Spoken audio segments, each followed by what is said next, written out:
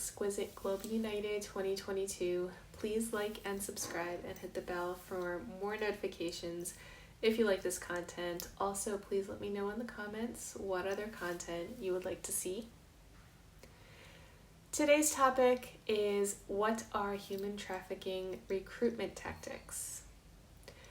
As long as trafficking remains profitable, difficult to detect, and hard to punish, traffickers will create new ways to exploit their victims. Common methods used to traffic humans include forms of deception like seduction and romance, false job advertisements, lies about educational or travel opportunities, abduction, sale by family, and recruitment through former slaves. First, the lover boy tactic.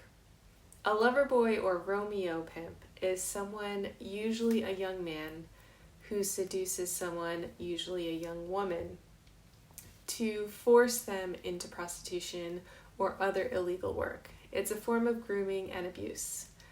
Lover boys form romantic relationships with their victims, but this relationship quickly turns into emotionally and psychologically abusive one. Lover boys use blackmail and violence to intimidate their victims into compliance. Other tactics include painting a picture of a wonderful life together abroad or elsewhere in the country. They aim to isolate the victim from their family or community, and in some cases force them into a country where they can't speak the common language. Using romance makes it easier for lover boys to move their victims across borders, because when victims are deceived, they go willingly and often pay associated transport fees. When they arrive, they fall into the hands of traffickers, and it's only a matter of time before they discover the true nature of their lover boy. Number 2 is employment or travel opportunities. Traffickers use enticing offers such as employment or travel to lure vulnerable people into the hands of exploiters. Traffickers tend to post opportunities in newspapers or social media using a registered business as a font. Countries who are experiencing an economic crisis, civil unrest, and instability are often targeted because citizens are looking for ways to leave or make a life elsewhere. These jobs are often for nanny or au pair positions, or in the hospitality and tourism industry. These people pay for their own flights and arrive in the country legally with all their documents. On arrival, these are seized and a process of breaking in happens. Breaking in involves a series of emotional, physical, and psychological abuses such as rape, torture, threats, and forced consumption of drugs and alcohol. This happens mercilessly during the breaking in period to break the spirit of the trafficked victim.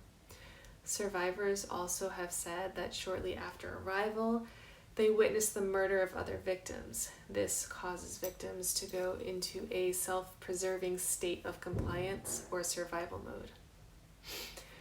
Number 3 is sale by family. In some areas of the world, unimaginable levels of poverty, debt, desperation, and displacement causes families to sell their children to traffickers, and it's the pressure to alleviate these hardships and bring money to the family that causes some families to sell a child into modern slavery.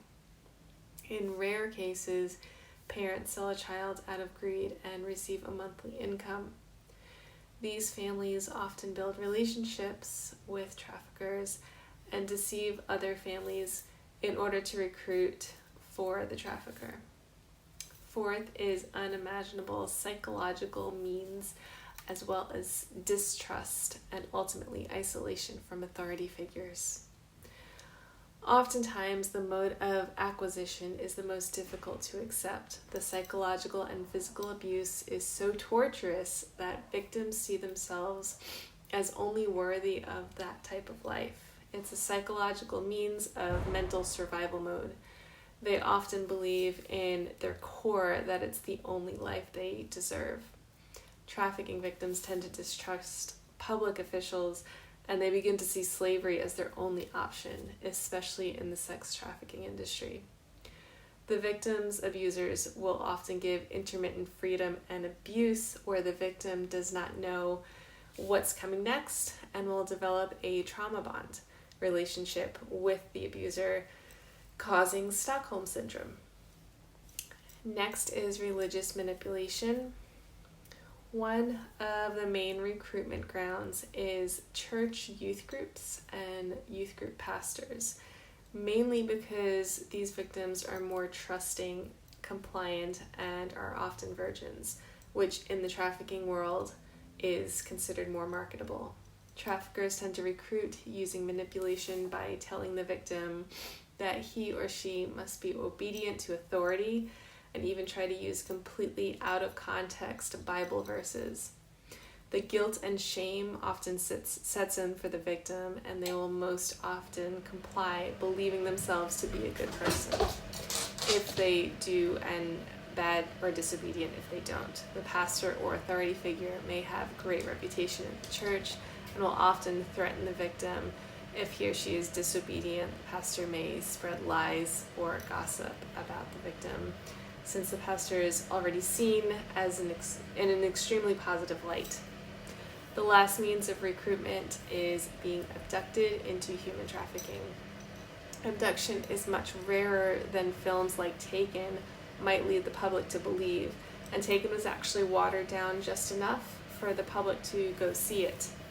Abduction makes it harder to transport someone, and victims are more likely to attempt an escape during the transportation phase of trafficking. However, it still does happen. Thank you so much for watching and helping in the fight against human trafficking. Have a great day. God bless.